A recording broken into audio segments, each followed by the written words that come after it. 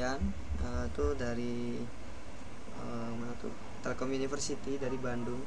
Dia Oh, belajar PLC tapi Omron kak. oh Terus Omron. yang satunya tuh uh, dia dari Brawijaya Malang. Kebetulan yang ikut nih dosennya kak, bukan mahasiswanya. Oh dosennya. Iya betul. Jadi Oh, dosennya belajar belajar lagi, refreshing lagi terkait PLC gitu. Terus di 3 minggu ke depan, perkiraan tanggal 21 22 tuh Jumat Sabtu itu aku di Bandung ngada apa menguji untuk asesmen sertifikasi. oh. Kalau Kak Isra bukan di Bandungnya kak ya, bukan ya, Bukan, aku di Jakartanya. di Jakartanya kak ya. Oke, oke. Eh, Lanjut kita masuk ke PPT yang pertama. Eh, aku izin share ini kak ya, share PPT. Oke, kelihatan ya kak ya.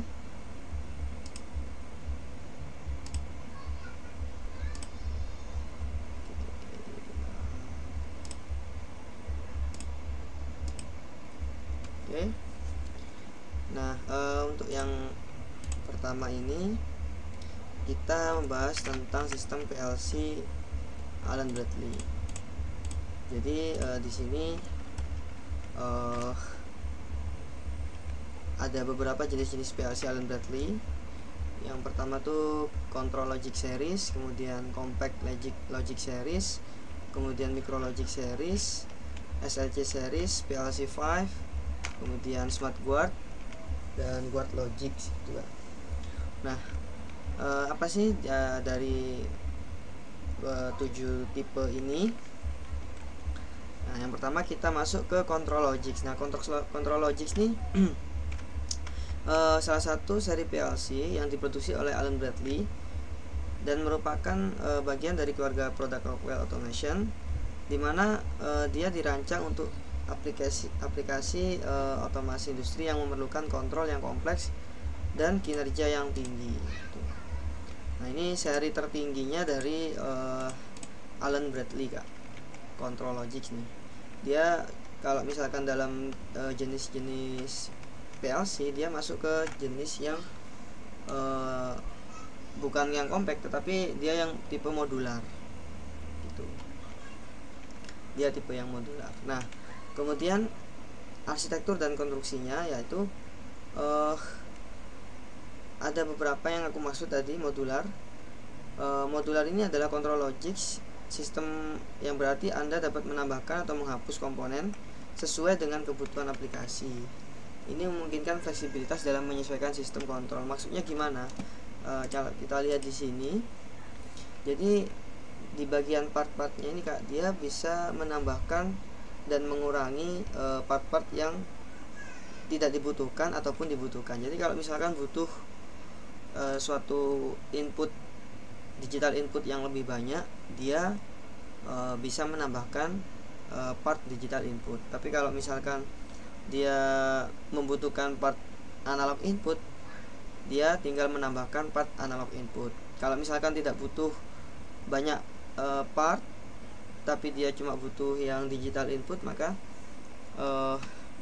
dia cuma menambahkan digital input saja. Pernah nyoba yang control logic kak? Pernah ya? Pernah nyoba yang control logic? Pernah lihat. Oh pernah lihat tapi belum pernah. Oh pernah sih, pernah pakai Control Logic 2 kali kalau nggak salah. Oh oke. Tapi ini kayak apa namanya? Belum begitu familiar ya kak ya?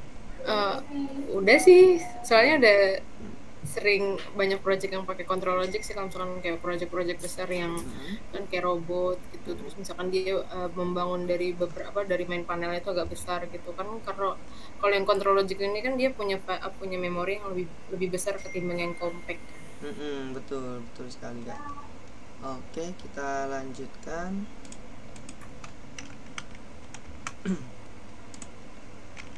Kemudian compact logic. Nah ini yang di bawahnya control logic. Compact logic memiliki kapasitas memori maksimum 20 MB, jumlah port Ethernet tertanam.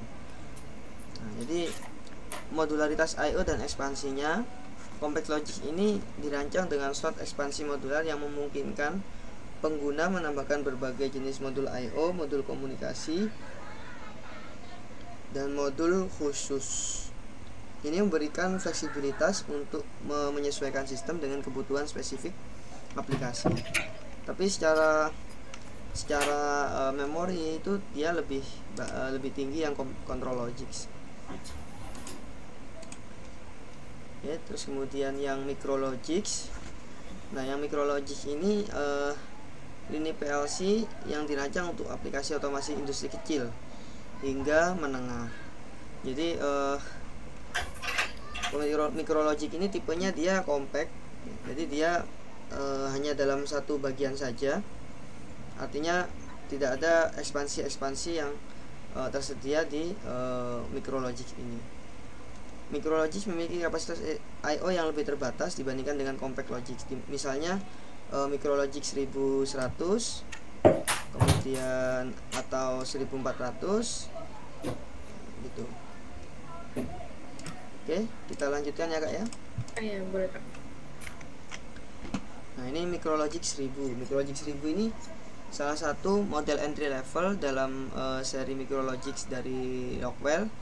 Ini adalah PLC yang dirancang untuk aplikasi otomasi industri yang sederhana dan kecil.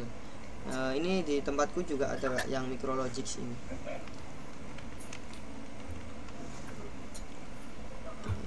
Tapi dia nggak pakai Ethernet ya kak? Dia pakai RS232 kak. RS232 kan.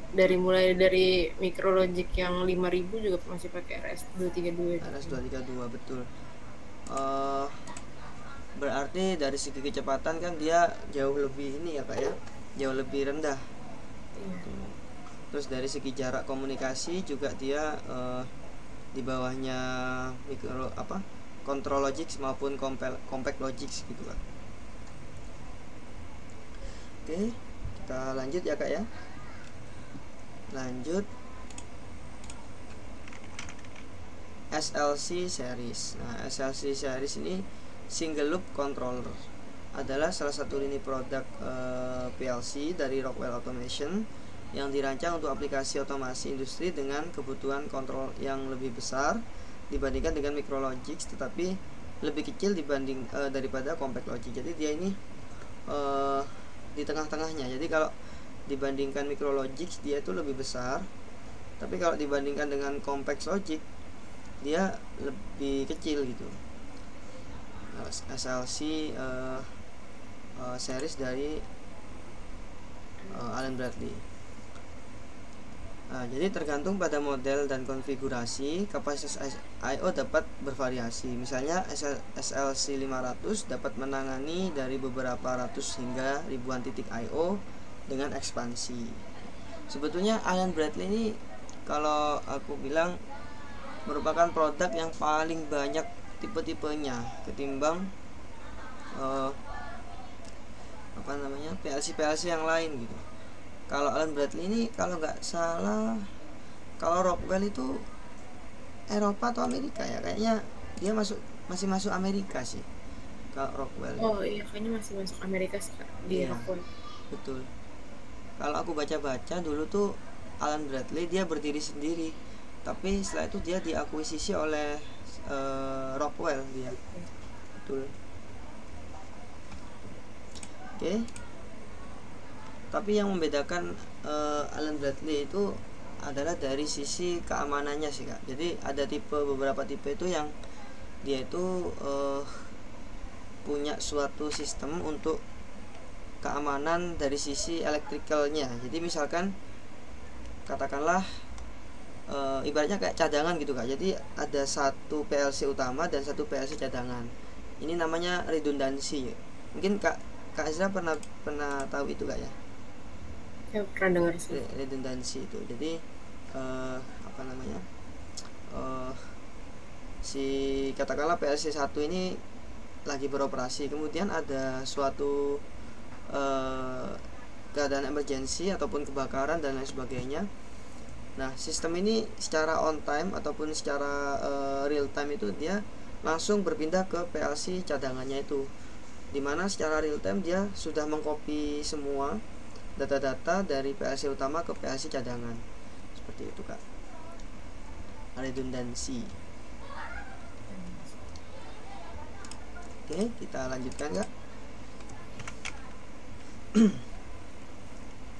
Kemudian PLC 5 series. Nah, PLC 5 series ini cukup lawas, artinya model apa namanya, Allen Bradley yang paling lawas, dan aku baca-baca ini tuh udah nggak continue, Kak. Maksudnya dia discontinue.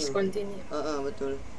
PLC 5 series memiliki arsitektur modular yang memungkinkan penambahan dan penggantian modul dengan mudah. Modul dapat berupa CPU, modul I/O, dan modul komunikasi. Ini mirip seperti control logic tapi di versi yang udah lama banget, Kak. PLC 5 series menggunakan prosesor 16 bit dengan berbagai pilihan kapasitas memori dan kecepatan pemrosesan.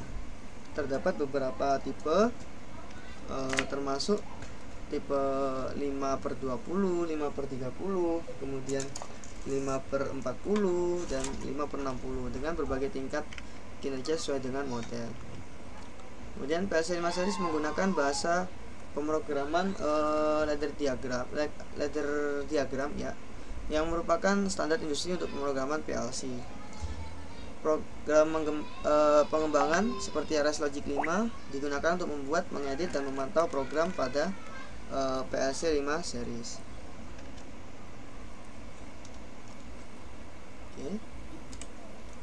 Nah, ini yang aku maksud tadi, Kak, ada beberapa tipe dari Rockwell itu yang memang dia digunakan untuk sebagai pengaman gitu, maksudnya dia semacam loto gitu ya, atau beda? Beda sih, beda. Nah, Guard Logic ini adalah salah satu keluarga dari PLC yang diproduksi oleh Allen Bradley, di mana dia dirancang khusus untuk aplikasi yang memerlukan pengendalian dan keselamatan yang sangat tinggi. Kalau kalau kita lihat dari bentuk fisiknya, terus kemudian dari apa namanya, warnanya serta bahannya, dia ini lebih kuat, Kak, dibandingkan tipe jenis yang control logic maupun yang compact logics. Ini dia tuh lebih kuat dari sisi fisik, Kak, gitu. Oke. Nah, ini Guard Logic menggunakan platform control logic. Jadi secara platformnya itu dia control logics, tetapi dari sisi keandalan, kemudian safety dan lain sebagainya, dia diperkuat lagi, Kak, yang memungkinkan integrasi dengan berbagai modul dan perangkat I/O serta dukungan untuk jaringan komunikasi seperti Ethernet. Guard Logic dapat diprogram dan dikonfigurasi menggunakan software Studio 5000 yang merupakan platform pengembangan terintegrasi dari Rockwell Automation. Oh ya, Kak, sebelum lanjut mungkin aku ini dulu ya, Kak, screenshot terlebih dahulu takut lupa nanti. Oke.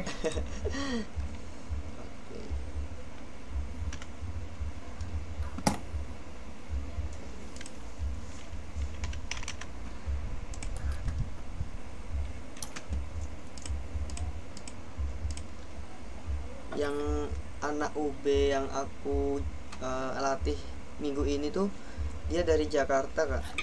Oh iya. Ya, dia daerah Jakarta kalau Menteng tuh daerah mana ya, Kak, ya? Menteng. Iya, Jakarta Pusat. Oh, Jakarta Pusat ya, Kak, ya. Oh iya. Dia di daerah Menteng situ. Tapi anak UB ya? Anak UB tuh di Malang. Dia baru lulus tahun kemarin.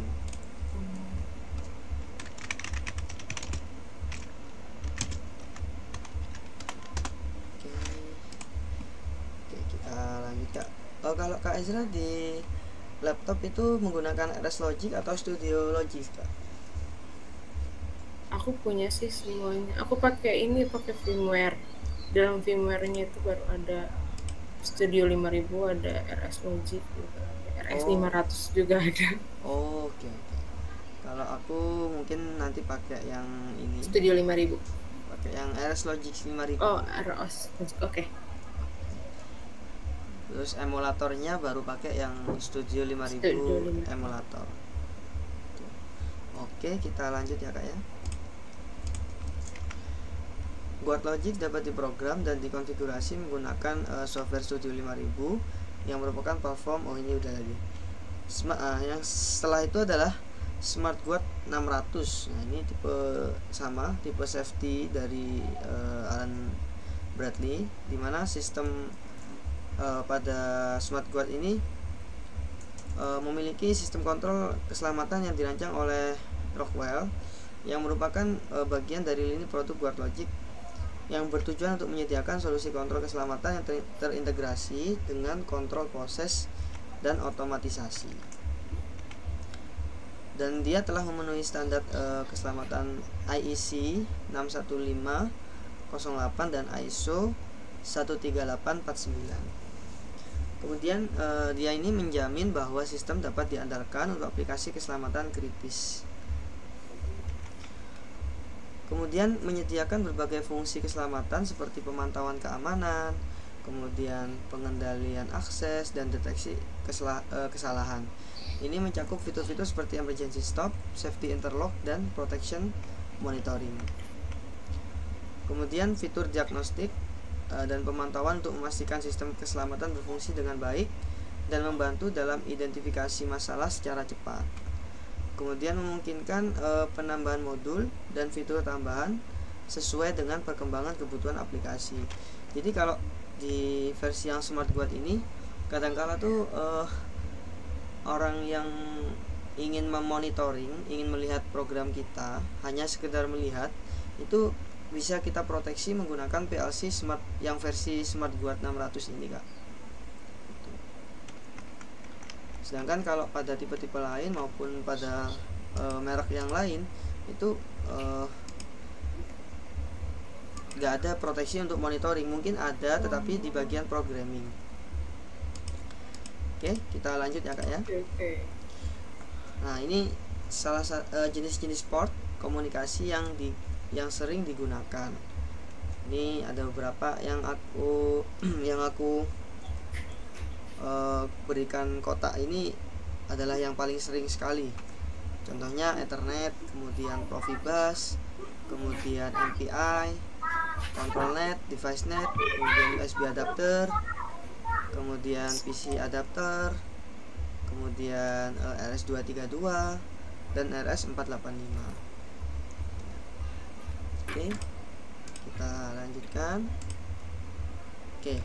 Nah, ini komunikasi yang pertama, ini yang juga ada pada Allen Bradley, yakni komunikasi Ethernet. Dia berbasis RJ45 secara jacknya, dan dia menggunakan twisted pair. Maksudnya apa? Maksudnya di dalam kabelnya itu dia terdapat 8 buah kabel komunikasi, dimana itu memiliki konfigurasi kabel untuk tipe-tipe tertentu gitu lah ya. Terus kemudian secara protokol dia menggunakan IEEE 802.3. Kemudian kecepatannya itu mulai 100 MB per second sampai 100 GB per second. Untuk sekelas perangkat komunikasi PLC ini Ethernet ini paling cepat. Kalau misalkan untuk komunikasi internet, nah itu baru dia mungkin masih kalah dengan tipe yang fiber optik. Tetapi sekarang itu ada juga Kak yang Ethernet itu di kabelnya itu dia pakai fiber optik. Gitu. Jadi Ethernet makin cepat ya. Iya, jadi dia tidak berdasarkan prinsip elektrik gitu ya. Tapi dia berdasarkan prinsip cahaya. Nah, memang kecepatan tertinggi yang kita ketahui kan memang kecepatan cahaya gitu lah ya. Gitu. Makanya dia cepet banget kalau udah pakai cahaya tuh. Oke. Mungkin ada pertanyaan Kak Eza? Belum Kak. Oke. Kita lanjut. Nah ini Profibus. Jadi Profibus ini dikembangkan oleh Siemens sebetulnya dia tuh. Tapi secara secara jack dia tuh masuk ke jacknya DB9. Nah, dimana DB9 ini dia juga bisa menjadi jack untuk komunikasi untuk komunikasi RS232 maupun RS485 gitu. Maaf Kak, tadi kayaknya kepotong deh. Oh, Tadi okay. Internetnya agak ini. Oke. Jadi aku ulangi lagi Kak ya. Jadi Profibus ini dia merupakan komunikasi ataupun protokol komunikasi yang dikembangkan oleh Siemens. Ya, oleh Siemens, dimana secara jacknya ataupun colokannya itu Kak, dia itu menggunakan colokan DB9 gitu. Nah, jadi DB9 pun juga terkadang dia bisa digunakan untuk komunikasi RS232 ataupun komunikasi RS485 gitu. Nah, untuk kecepatannya Profibus ini mulai dari 9,6 KB per second hingga 12 MB per second. Jarak maksimumnya itu 2 km. Jadi beda dengan yang Ethernet tadi. Kalau Ethernet ini jaraknya bisa 100 km untuk satu buah kabel Ethernet. Panjang sekali. Panjang banget. Iya, panjang banget Kak. Sedangkan kalau yang ini Profibus dia cuma kurang lebih 2 km ya. Tapi kalau misalkan kabel fiber optik ya udah berkilo-kilometer, karena dia yang menjadi salah satu media untuk penghubung internet antar negara kan gitu Kak ya. Gitu, di bawah laut gitu. Oke. Kita nggak apa-apa Kak, agak ini Kak ya, agak ngantuk memang. Maaf ya Kak. Nggak apa-apa Kak, kadang aku juga gitu Kak emang. Nggak masalah Kak, kita udah kerja dari pagi kemudian sore habis itu kita lelah. Betul. Kayak gitu tuh biasanya ya mungkin saling sharing dikit Kak. Memang cuaca juga kadang bikin kita tuh harus bagus menjaga tubuh ya. Jangan lupa juga kalau aku sih biasanya minum vitamin Kak tiap pagi. Iya, aku juga minum vitamin sih tiap hari. Ya itu bagus banget Kak. Jadi memang soalnya kita kan dari pagi kemudian sampai sore, bahkan ada yang sampai malam atau sore, kadang kita masih lanjut lagi aktivitas iya. Gitu. Tapi kadang kalau aku kadang ini Kak, kalau lagi nggak mager Kak ya, itu hari Rabu atau Kamis gini itu lari kadang habis jam 7:30 atau jam 7 gitu. Kalau memang ada waktu dan nggak mager. Aku biasanya pagi juga ini sih, aku nge-gym, cuman lagi ini. Cuman dari kemarin tuh emang badannya lagi agak nggak enak kan, jadinya nggak nge-gym dulu, ini udah seminggu, mungkin besok nge-gym lagi baru. Oke, kita lanjut ya Kak ya. Ini Profibus ini dibagi menjadi 3 tipe, yakni Profibus DP, Profibus PA, dan juga Profibus FMS.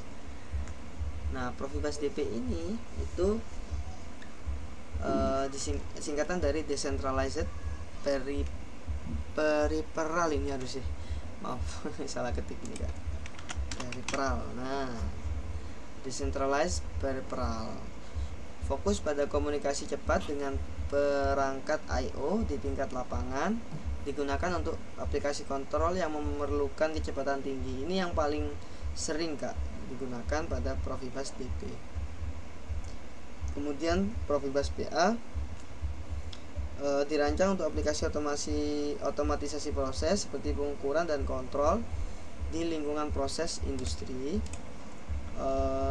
mengakomodasi perangkat di area berbahaya, dan memanfaatkan teknologi bus atau bus untuk komunikasi yang lebih aman di lingkungan proses. Ini sedikit lebih lambat kecepatannya ketimbang yang Profibus DP. Biasanya ini itu di ranah sensor maupun aktuator. Sedangkan kalau yang DP ini di ranah controlling, di ranah processing gitu. Sedangkan Profibus FMS, Field Bus Message Specification, fokus pada komunikasi data yang lebih kompleks dan canggih, seperti pertukaran data antar perangkat yang lebih fleksibel dan pengaturan yang lebih tinggi. Biasanya digunakan dalam aplikasi yang memerlukan kontrol dan integrasi sistem yang lebih kompleks. Gitu. Oke, kita lanjutkan Kak. Nah, kemudian ada lagi Profinet Kak. Nah, ini Profinet ini sama-sama dikembangkan oleh Siemens, sama-sama dari Siemens, tapi secara secara bentuk, kemudian secara portnya dia itu sebetulnya mirip banget dengan Ethernet. Betul sekali. Bahkan kabel Ethernet pun bisa juga digunakan untuk protokol Profinet ini. Betul. Tetapi yang membedakan itu pada ininya sih Kak, pada prosesor ataupun chip yang ada pada Siemens gitu. Jadi sehingga kecepatan dari Profinet ini pun tidak secepat kecepatan pada Ethernet gitu. Nah, 100 Mbps sampai 100 GB, sedangkan Profinet itu 10 Mbps sampai 1 GB per second. Dan maksimum jaraknya itu hanya 3 km. Nggak sampai kayak yang Ethernet aslinya itu bisa sampai ratusan kilometer. Ya, sama-sama memiliki tipe twisted pair di sini. Profinet. Berarti dia kecepatannya juga sama kayak Ethernet ya Kak? Sampai 1 GB. Kalau yang Ethernet tadi berapa? Ethernet tadi 100 GB. 100 GB. Iya, 100 GB. Masih cepetan Ethernet gitu ya? Masih cepetan Ethernet murni. Jadi sebetulnya yang membedakan di sini tuh kalau aku rangkum bukan dari kabelnya sih. Karena apa? Kabel Ethernet itu bisa kita gunakan ke PLC Siemens dimana protokolnya Profinet gitu ya. Tetapi secara pemrosesan yang ada di dalam PLC tersebut, dia tidak secepat proses komunikasi yang menggunakan murni Ethernet gitu.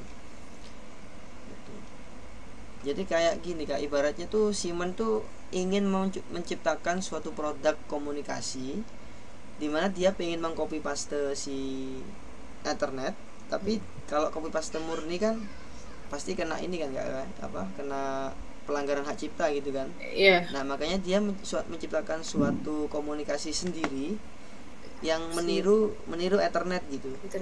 Betul. Okay. Emang sih ada-ada aja nih si Siemens nih. Iya. Membuat suatu komunikasi yang mandiri gitu ya. Dia pengen seperti produk Apple gitu, pengen mandiri gitu. Oke, kita lanjutkan Kak. Nah, kita lanjutkan. Nah, ini Profinet ini juga ada 3 tipe, yakni Profinet IO, kemudian Profinet IO, Profinet CBA, kemudian Profinet PA.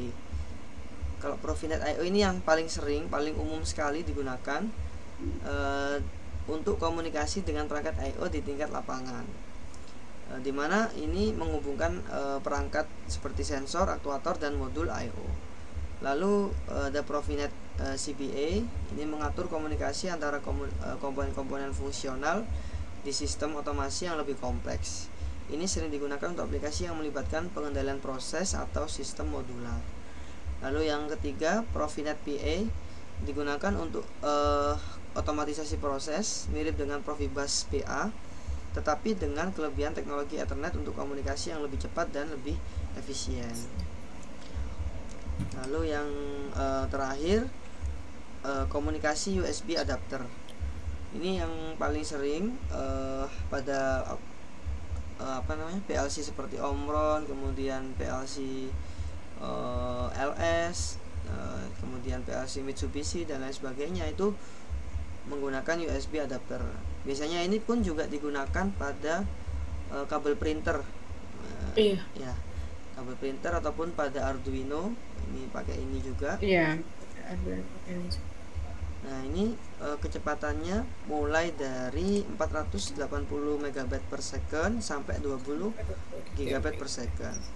Konektor ini paling umum digunakan pada komputer dan perangkat host lainnya.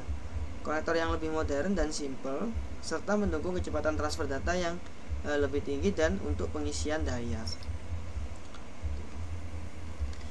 Oke, nah setelah ini aku bakalan ngejelasin terkait introduction di pemrograman Allen Bradley, Kak.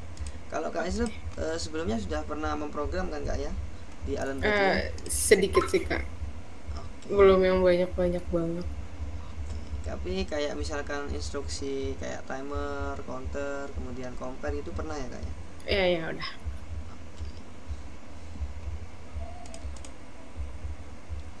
Oke.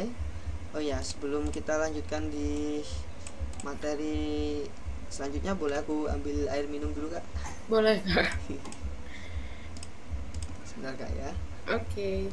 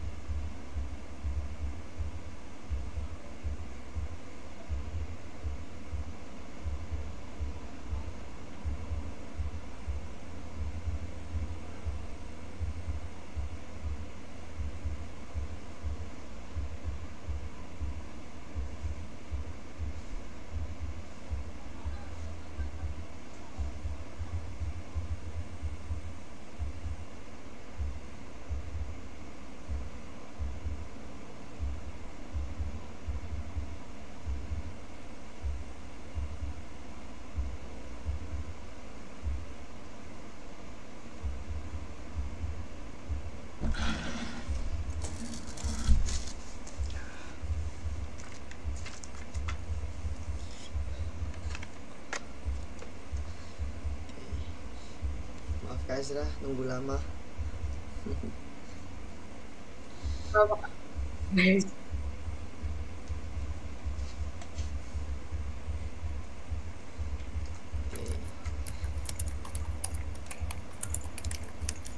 Kita masuk ke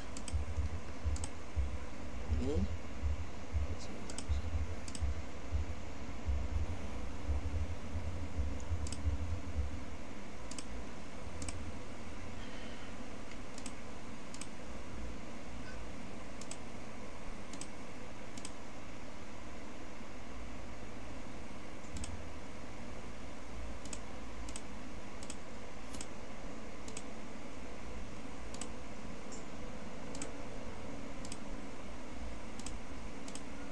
Kalau gini kelihatan juga ya, Kak, ya? Ya, kelihatan, Kak. Oke. Kalau gini berpindah nggak, Kak? Berpindah. Oke. Jadi kita masuk ke pengenalan pemrograman PLC. Mungkin kita sharing-sharing. Oke. Kalau mungkin ada kurangnya dari aku dari penjelasan saya, monggo silakan bisa Kak Ezra beri masukan ataupun ya kita sharing-sharing bersama Kak. Oke. Jadi pemrograman ini secara umum dia tuh terbagi dari dua tipe, yakni tipe pemrograman berdasarkan visual dan juga berdasarkan tulisan. Kalau yang visual itu di mana? Yakni di ladder diagram sama function block, sama juga sequential function chart. Tapi kalau misalkan pada tekstual itu ada pada structure text dan juga instruction list. Nah, mungkin dari kelimanya ini yang menggunakan standar IEC 611313 ini Kak Ezra pernah memprogram yang mana Kak? Aku memprogram yang itu sih, yang ladder diagram biasa. Oke. Nanti kita bakal masuk ataupun mencoba untuk memprogram paling tidak 2 atau 3 Kak, bahasa yang kita gunakan. Tapi sering ketemu juga sama yang struktur teks ini. Ya, structure text nih Sama function block diagram ini biasanya dipakai buat analog bukan ya? Sebetulnya semuanya bisa kita gunakan untuk analog, tapi memang untuk proses memang function block ini lebih mudah untuk proses analog memang. Kalau yang structure text itu bagusnya dia untuk proses matematika itu. Sedangkan kalau ada perhitungan-perhitungannya gitu. Iya betul, kalau ada perhitungan-perhitungan, ada kurang dari lebih dari, kemudian ada increment, decrement, ada penjumlahan, itu bakal jauh lebih berguna menggunakan structure text gitu ya. Oke. Ya. Mau dicatat dulu mungkin Kak? Boleh. Tapi ntar aku dapat ya Kak? Dapat Kak? Katanya. Dapat. Oke, kita lanjutkan Kak. Oke. Nah ini yang aku maksud tadi. Jadi secara visual kita bisa membuat suatu pemrograman berdasarkan logika dari garis-garis yang ada pada ladder diagram. Nah kemudian untuk yang tekstual seperti structure text ini, dia sebetulnya mirip seperti bahasa basic Kak, bahasa pemrograman basic. Pernah nyoba yang basic Kak? Bahasa C bukan? Kalau sini mirip juga, tetapi mirip, iya aku lihatnya kayak mirip gitu. Betul. Tapi kalau bahasa C ini kurang mirip Kak, malah lebih mirip lagi ke basic. Bahasa yang basic aku belum Kak ya, karena memang dia itu bahasa yang cukup lawas. Basic tuh kan lebih tinggi lagi ke C++, kemudian lebih tinggi lagi ke Python gitu. Oh iya, kalau Python ini agak mirip. Enggak juga karena saya pakai kan ada ininya, perintah-perintah if dan tetapi tidak serumit ini Kak. Contohnya kayak sama dengannya itu nggak ada kayak gini ya. Di PLC berarti lebih rumit dari bahasa C++ gitu-gitu ya? Iya. Jadi ada yang namanya bahasa tingkat tinggi Kak. Bahasa tingkat tinggi itu dimana bahasa yang paling mirip dengan bahasa manusia. Nah, bahasa pemrograman yang zaman dulu itu kayak basic, kemudian assembly, itu bahasa kuno dimana pemrogramannya tuh banyak sekali tanda-tanda Kak. Jadi banyak sekali aturan-aturan gitu. Nah, hal itulah yang tidak digunakan di Python. Python ini kan termasuk bahasa pemrograman yang baru ditemukan belakangan ini kan Kak ya. Modern gitu ya. Nah, bahasa Python itu cukup simple. Artinya dia tuh secara tulisan dia mirip seperti bahasa manusia pada umumnya. Sedangkan bahasa-bahasa yang jadul itu banyak sekali simbol-simbol, kemudian ada titik koma, petik dan lain sebagainya, titik dua. Nah, itu yang membedakan bahasa yang jadul dengan sekarang. Tetapi untuk di PLC masih belum ada kemajuan dari sisi standar bahasa, masih 5 itu, tidak seperti di informatika yang banyak sekali bahasa-bahasa gitu Kak ya. Gitu. Tapi kalau di PLC dia masih tetap 5 bahasa, yakni tadi itu ada function block, ada ladder diagram, kemudian ada structure text, ada statement list, dan juga ada sequential function chart.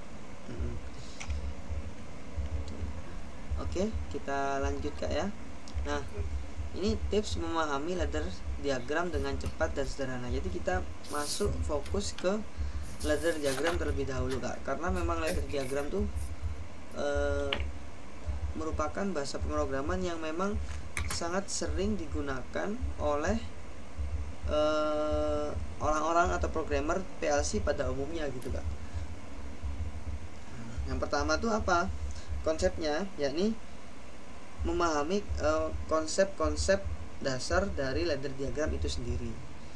Jadi prinsip kerjanya itu seperti apa, ketika dia di seri itu seperti apa, ketika dia di paralel itu seperti apa, dan lain sebagainya.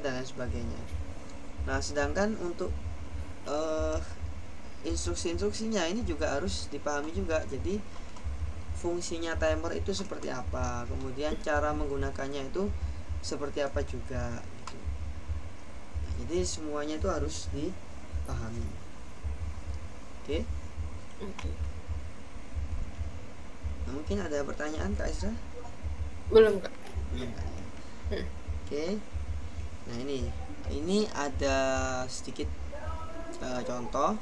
Di sini yang sebelah kiri itu ada saklar, kemudian sensor suhu, kemudian emergency button, pass button, limit switch, kemudian proximity. Nah, ini tuh masuk ke dalam ranah input gitu Kak. Input kontak NO dan NC. Kemudian kalau NO itu apa Kak? Kalau boleh tahu NO itu? Normally open. Dia apa contohnya? Ininya apa? Secara penjelasan. Jadi ketika saya menekan normally open, apa yang terjadi untuk outputnya Kak?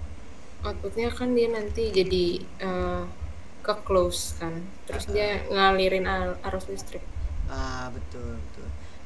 Beda dengan normally close ya Kak ya.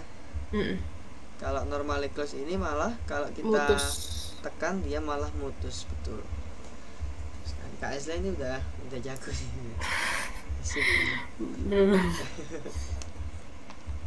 Oke.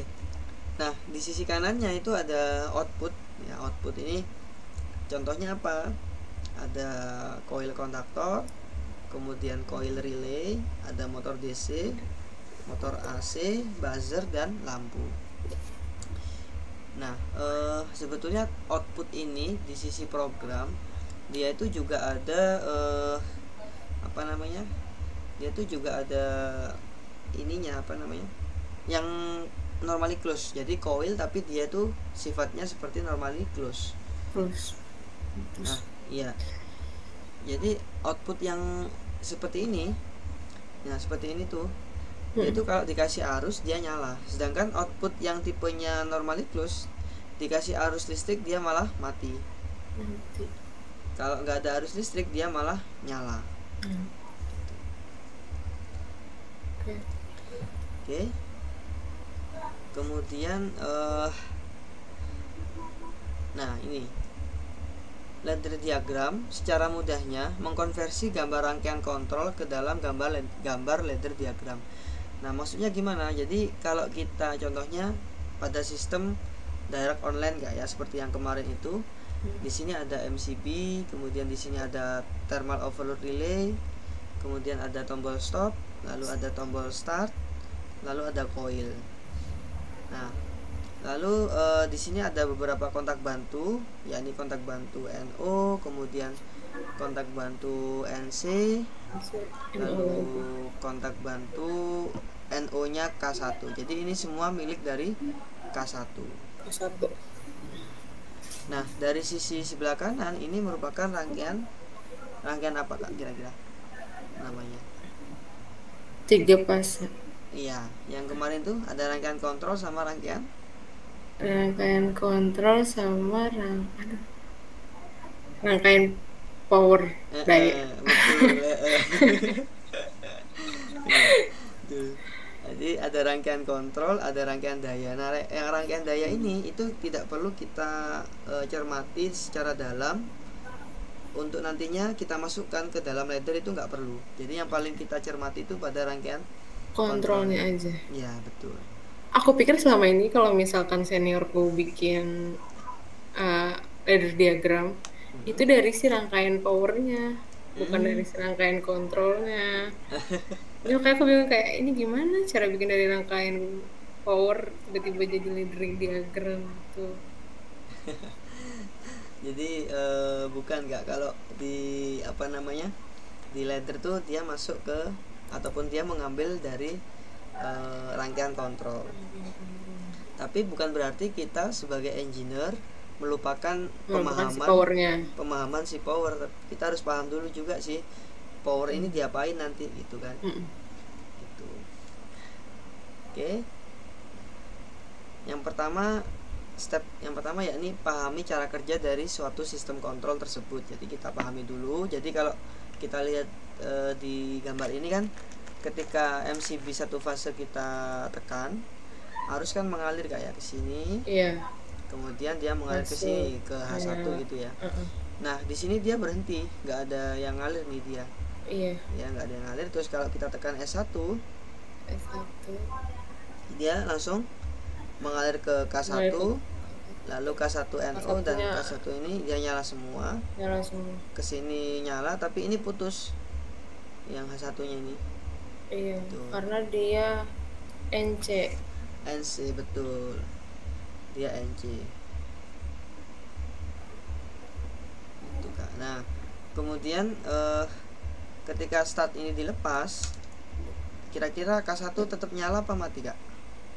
K1 tetap nyala. Iya, karena di sini ada arus yang mengalir ya Kak ya. Iya. Dia mengalir ke sini, dia mengalir dari bawahnya si button start ini kan. Betul. Dia mengalir dari sebelah kanannya tombol button, atau mengalir pada kontak normally open miliknya K1. Lalu step yang kedua, kalau kita sudah paham dari sisi cara kerjanya, step yang kedua yakni ubahlah kontak normally open, kontak normally close, coil, serta lampu indikator ke dalam ladder diagram. Nah, caranya bagaimana? Oke. Nah, ini contoh sederhana yang beda dengan contoh tadi Kak. Kalau yang ini kan kita lihat bahwa di sini ada S1 ya Kak ya. S1 kita tekan, kemudian arus akan mengalir ke sini ya Kak. Mengalir ke sini. Iya. Ke K1. Nanti K1-nya bekerja, maka ini juga bekerja. Iya. Nah. Oke. Nah, ketika bekerja, kalau ini aku tekan, maka K1 akan mati koilnya, dan ini juga pasti akan mati. Nah, ini semua itu kalau dikonversikan ke ladder diagram itu jadinya seperti ini Kak, kurang lebih. Nah, ketika S1 kita tekan, ini kan akan nyambung juga nih, nyambung ke sini. Nah, ini akan bekerja. Kalau ini bekerja, dia akan bekerja juga nih. Dia juga S1-nya. Betul. Nah, kemudian kalau S1 kita lepas, arus akan mengalir juga. Iya, S1. Tuh, kemudian kalau kita tekan S2, maka arus akan mati di sini. Ini juga akan mati juga, ini juga mati. Jadi sistemnya mati. Jadi secara simpelnya atau garis besarnya itu kayak seakan-akan gambar ini tuh kayak dibalik Kak. Iya. Iya kan? Nah, kalau yang rangkaian kontrol ini dia dari atas ke bawah, kalau yang ladder diagram ini dari kiri ke kanan. Sejauh ini mulai aku dari memprogram Siemens, kemudian memprogram Allen Bradley, kemudian memprogram ABB, memprogram Vestum, apalagi ya, Schneider, LS, itu semua dari kiri ke kanan Kak. Gak ada yang dari kanan ke kiri. Kanan ke kiri. Ya, arusnya tuh. Nah, jadi apa namanya, cukup simpel untuk satu buah contoh ini. Kalau udah masuk ke ranah yang lebih kompleks mungkin agak berbeda. Nah, adapun kalau nanti ini kan kita membuat program masih berdasarkan gambar rangkaian gitu ya Pak. Ada pula ketika kita membuat program tuh bukan berdasarkan gambar rangkaian, melainkan berdasarkan keinginan kita atau keinginan customer gitu. Iya, Jadi tugasnya itu berupa kata-kata Kak ya. Bukan berupa gambar seperti ini, bukan gitu.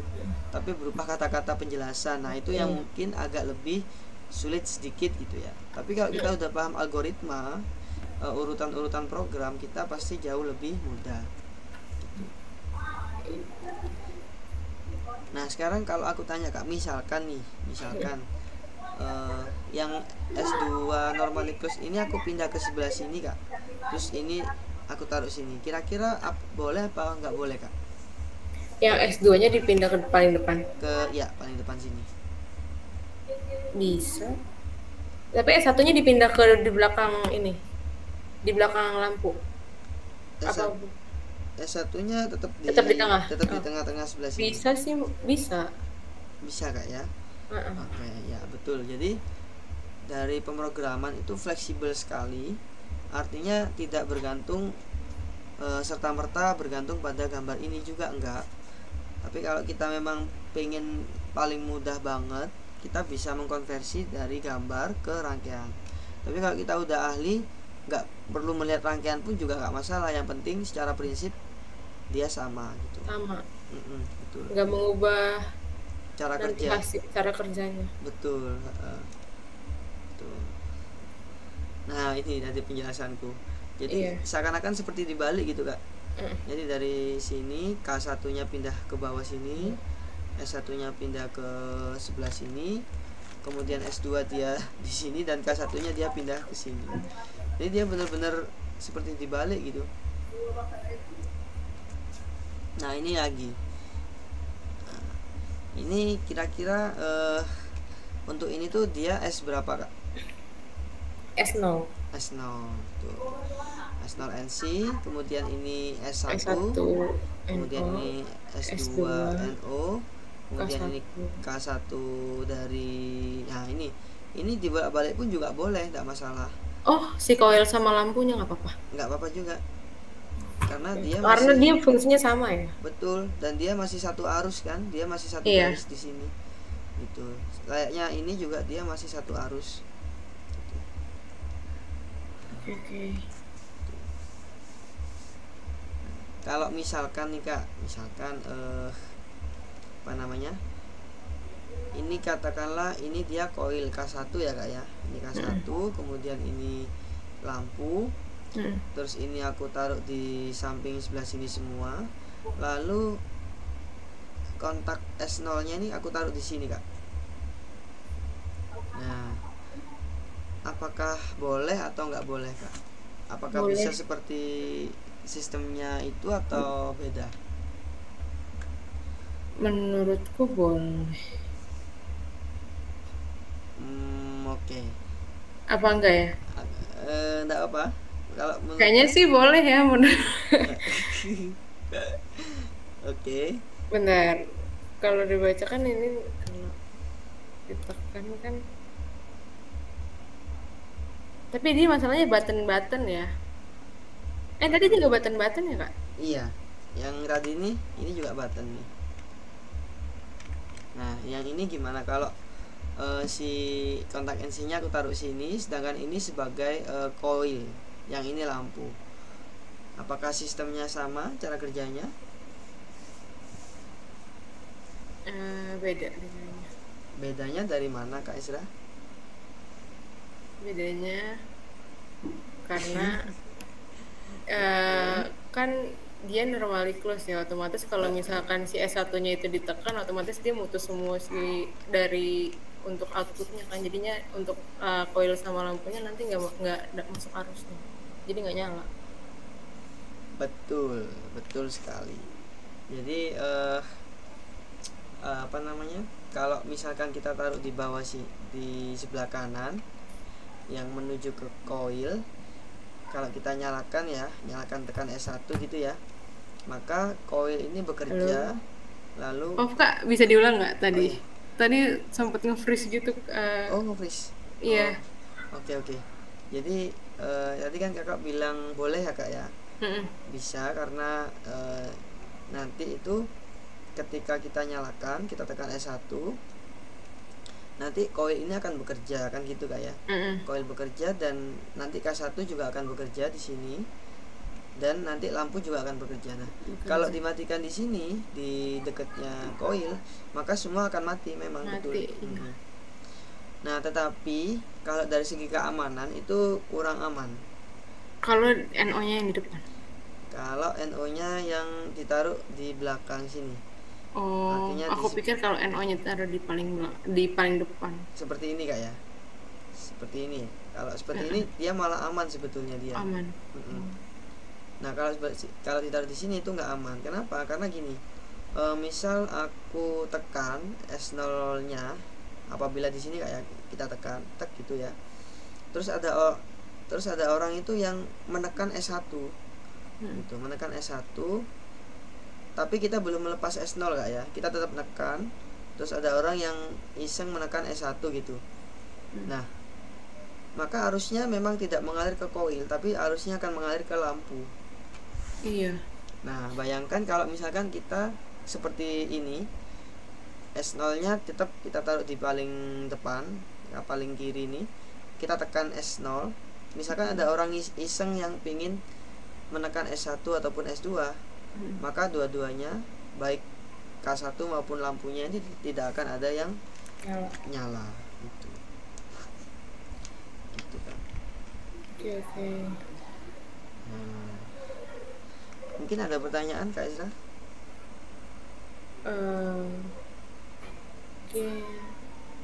Belum.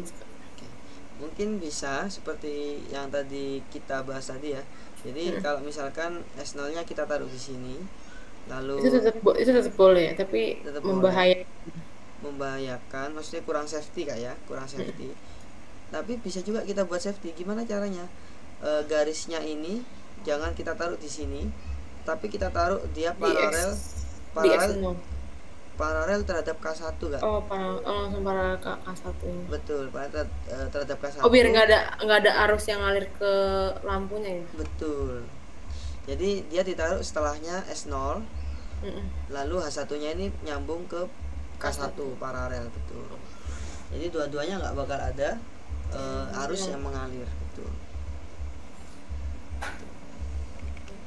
Oke. Nah, kalau seperti ini bagaimana kak? Kalau misalkan kita membuat suatu program gitu misalnya. Jadi di sini kan ada MCB 1 fase ya kak ya. Iya. MCB 1 fase, kemudian ada ini F5 ini Tor, kemudian ada emergency, lalu ada S0, S1 dan coil di sini. Nah, berarti di sini ada 1, 2, 3, 4, 5. Ada 5 kontak. 5 kontak input pada sebuah ladder. Otomatis kalau dari mungkin aku ini kak ya, membuka sekalian, aku buka ini aja kak. Studio 5000. RS Logic 5000. RS Logic. Kelihatan ya kak ya? Kelihatan. Oke. Isi di sini.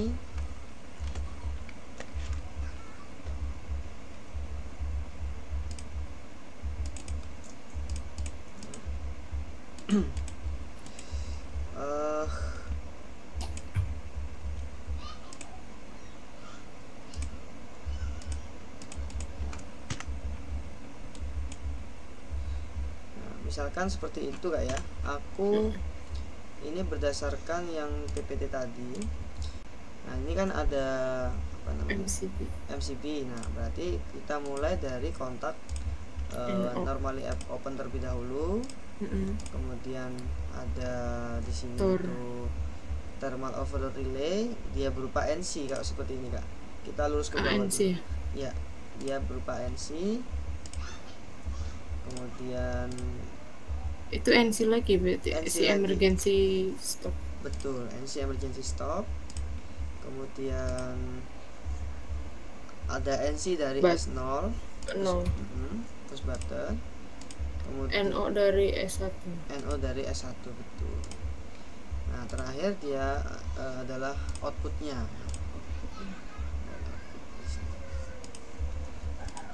Nah, kemudian setelah itu, nah ini yang aku kurang nyaman tuh memang dari tampilan maupun dari controller controller dari si Allen Bradley ini kak. Tampilannya tuh kurang nyaman ketimbang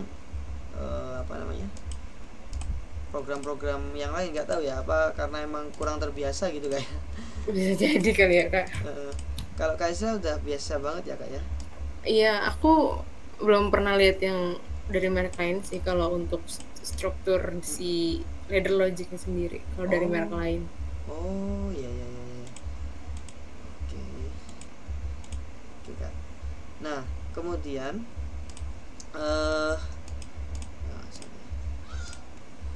kemudian di sini dia paralel, yang ini dulu aja. Dia ini paralel terhadap untuk S0 kak ya. S0 ini dia paralel terhadap K1 gitu. K1. Nah, berarti open. Dia di sini dia diberikan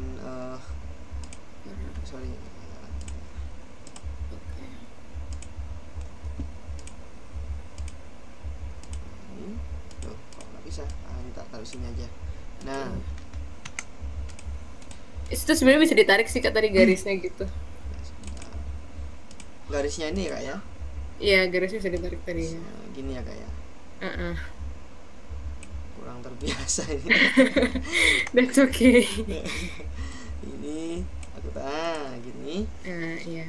Nah kemudian biasanya ada shortcutnya gak kak? Oh enggak ada. Ada sih, kita tinggal ngetik aja misalnya ada kalau misalkan kita udah hafal dari itunya. Ini perlu. Misalkan kayak timer kan TMR gitu, tor TOR, move MOV, ntar dia langsung muncul gitu kalau kita udah enter. Oke. Ini makanya ini aku bilang tadi kita sharing kak. Jadi antara aku dan Kak Ezra ini bisa saling sharing ilmu gitu. Iya. Nah terus kemudian habis itu dari sini kita lihat lagi gambarnya. Nah di sana ada output untuk untuk lampunya. Lampu. Nah, ini kita masukkan output di sini. Sorry. Ini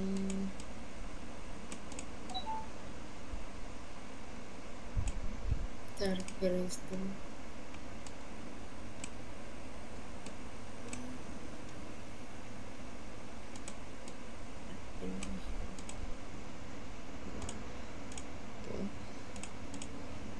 Kalau seperti ini sama aja bisa juga kak, karena dia masih satu ini kak, masih satu arus ya kak ya. Nah ini kemudian setelah itu kita masuk ke ini pada lampu H2. Nah H2 ini dia kita bisa menggunakan untuk ladder yang ataupun rang yang kedua ini. Ini kemudian kita taruh di sini. Nah, dengan alamat yang sama, dengan nama yang sama. Misalkan di sini kita berikan nama F5 gitu kayak. Tapi sebetulnya kalau alamat input gak boleh seperti ini, karena dia harus pakai address kayak. Iya. Itu ada address di sini, dia tipe apa, kita harus menambahkan dulu di sini modulnya.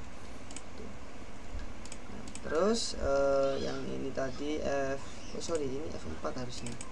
Ini F4, kemudian ini F5. Terus ini tuh emergency.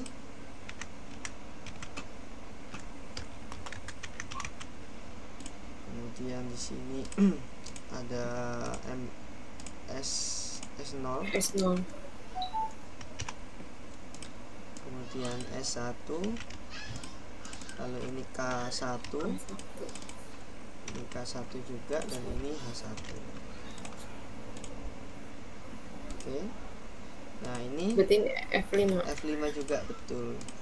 Dan ini H2. Kalau misalkan ini lurus gitu, apakah bisa ya Kak biasanya Kak? Yang mana? Dari apa? Dari ini ya, dari titik ini terus dia turun ke bawah, dia lurus gini, bisa nggak untuk langsung ke garis yang apa dia paralelin sama K1? Enggak, jadi enggak. Iya, dia dari sini dia lurus ke sini. Apakah nggak bisa? Nggak bisa kayaknya. Makanya pakai rang yang kedua aja gitu. Kalau di Omron maupun di Vesto itu bisa Kak. Jadi kita dari sini dia lurus ke sini Kak. Iya, setahu aku nggak. Kenapa Kak? Iya, nggak bisa. Kecuali Kak, dia kakak tadi lurus gitu terus ditaruhnya di sampingnya si lampu gitu ya. Oke.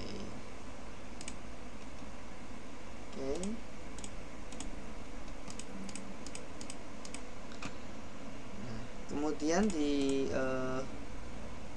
yang terakhir ini, nah ini yang ketika F4 ini dinyalakan maka lampu H3 bekerja. Berarti di sini kita buat garis line baru. Sorry kalau ini. Nah, ini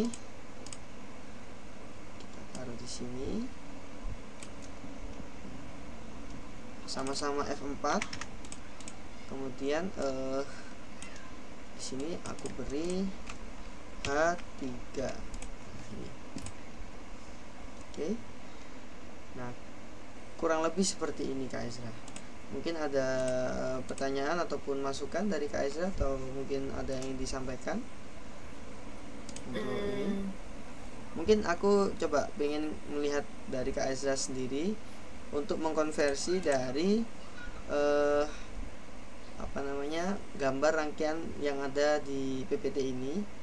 Kalau Kak Ezra sendiri buat bagaimana Kak? Coba. Aku pengen tahu Kak. Aku buka dulu berarti Kak. Oke, iya. Kalau aku pakai Studio 5000 boleh gak ya? Biar aku nggak usah buka itu. Boleh Kak.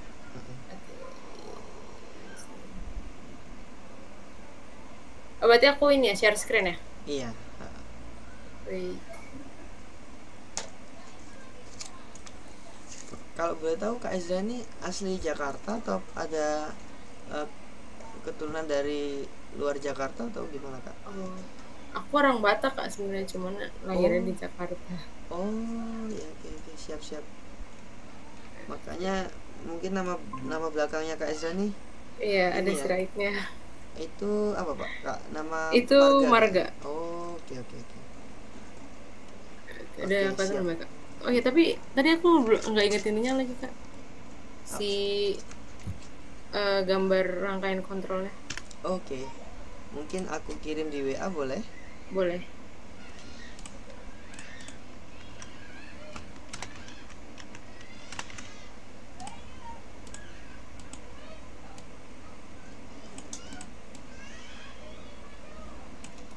Oke. Udah aku kirim Kak. Oke.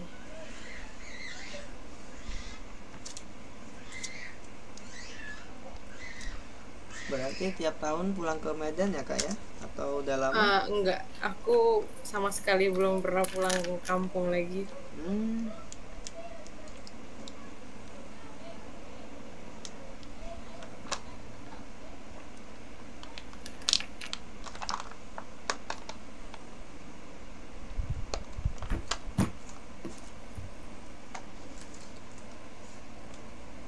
Atau yang tadi bagian yang tadi di screenshot aja boleh nggak ya Kak? Oh boleh, aku screenshot dulu. Oke.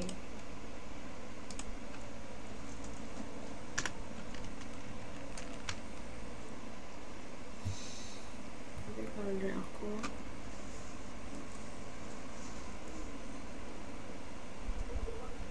itu kan NO terus NC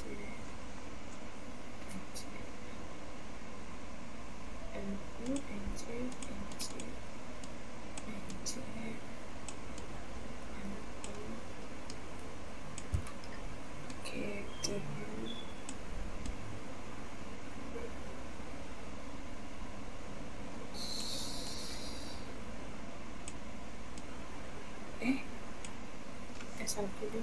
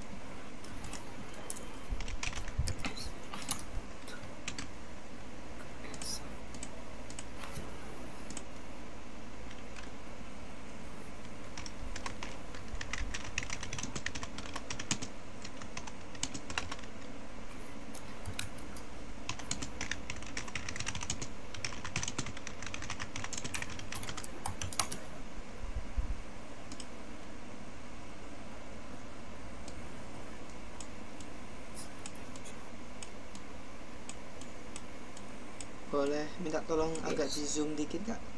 Oh ya, boleh. Agak ini soal kecil. Iya, aku soalnya ininya itu lagi gimana ya zoomnya? Di view kak, view sebelahnya edit. Nah Iya itu deh. terus di zoom in.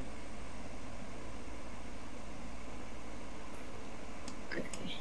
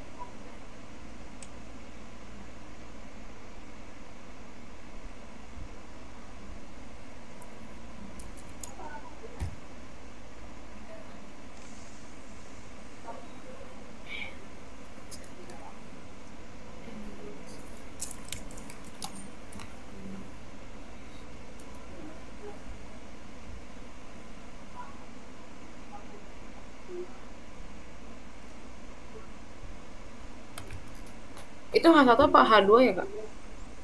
Untuk yang ini dia H2. H2.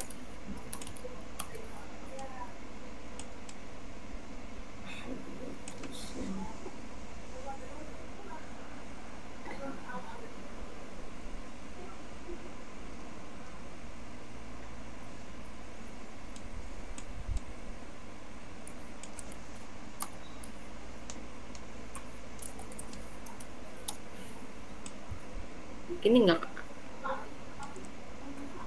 Oke, udah betul dan sama persis dengan punya saya kak. Tadinya aku mau bikin kayak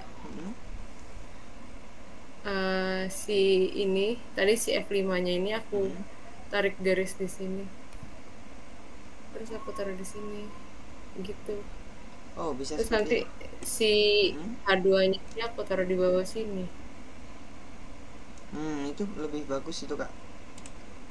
Ini bisa ya kayak gini? Bisa juga. Bisa juga. Oh, berarti kalau gitu si F4-nya juga bisa dong aku tarik dari sini? Bisa juga ya.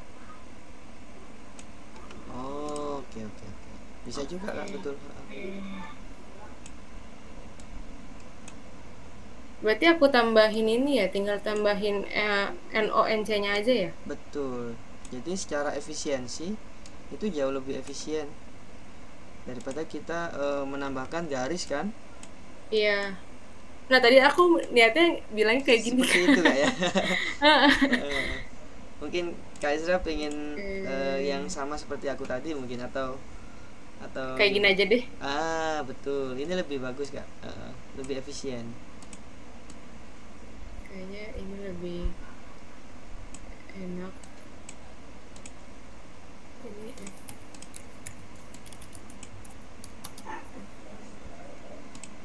Tapi kalau dipunya aku kok nggak ada error ya kak? Atau belum ya? dulu. Kita coba dulu mungkin ini alamatnya belum.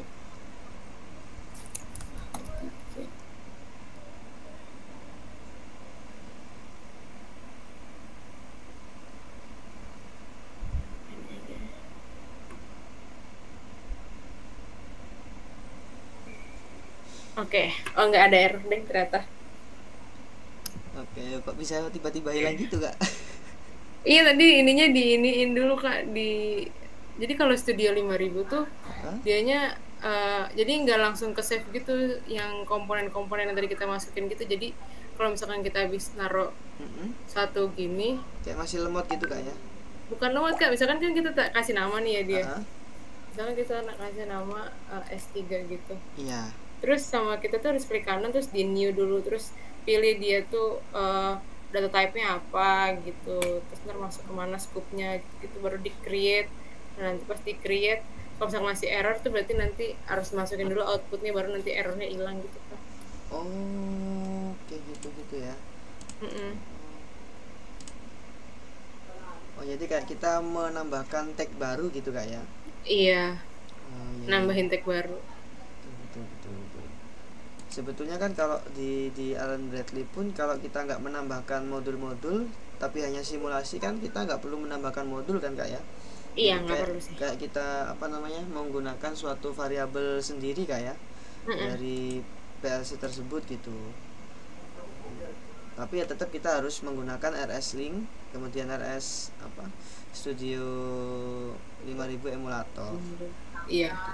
Sedangkan kalau yang di Omron tipe yang paling umum digunakan tuh tidak ada aplikasi lain, kita cukup menginstal satu program, itu bisa kita gunakan untuk mendownload, kita bisa gunakan untuk simulasi dan lain sebagainya. Hanya satu software Simulasi. gitu. CX Programmer. Halo. Halo, halo, Halo? Halo kak? Halo? Halo? Halo kak? Halo, halo? Halo, halo?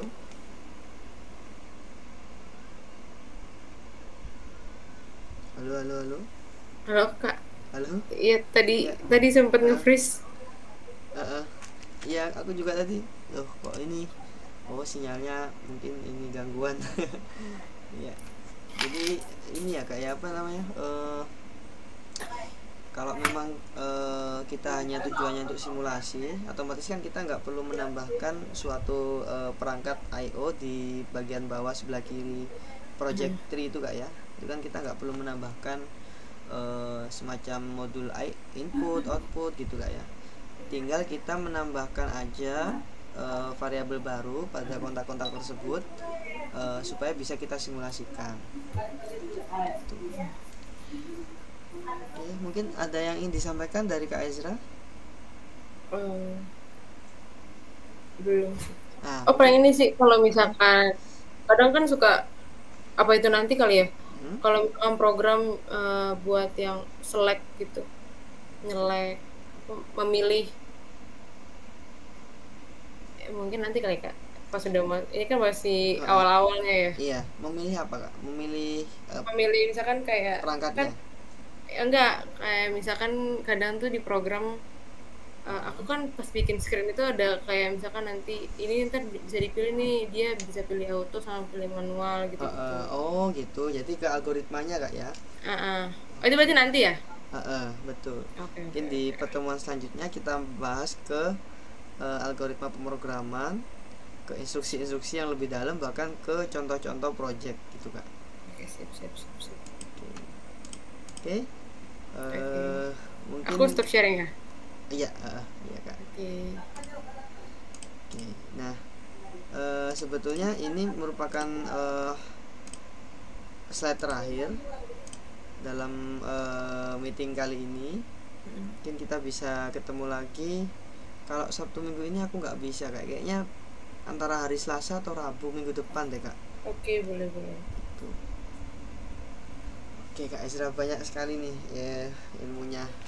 Kita saling sharing. Iya. Aku juga dapat ilmu dari Kak Ezra ini. Baru lagi dari untuk mengkoneksikan ya Kak ya garis-garisnya tadi itu. Oke. Mungkin ada yang disampaikan dari Kak Ezra? Nah, ini ada tugasnya gak nanti? Untuk kali ini Untuk yang hari ini? yang hari ini belum ada. Yang Oh, untuk belum ada. next ini ada Kak. Oke, oke. Aku pikir dari hari ini udah mulai ada itu ya tugasnya. Karena kan udah mulai masuk ke programming ya programmer. Kak ya. Mm-mm. Belum, mungkin untuk yang di Oke. next week itu tugasnya langsung 2. Boleh, boleh. Oke. Nah, tapi aku yakin Kak Isra bisa sih, karena udah punya basicnya itu udah, Oke. aku yakin bisa. Oke, mungkin cukup sekian pertemuan kita pada malam hari ini, cukup banyak yang disampaikan, yang kita bahas. Mohon maaf kalau ada salah dari aku Kak, kalau ada tadi terlambat juga masuknya. Terima kasih banyak Kak Ezra atas perhatiannya.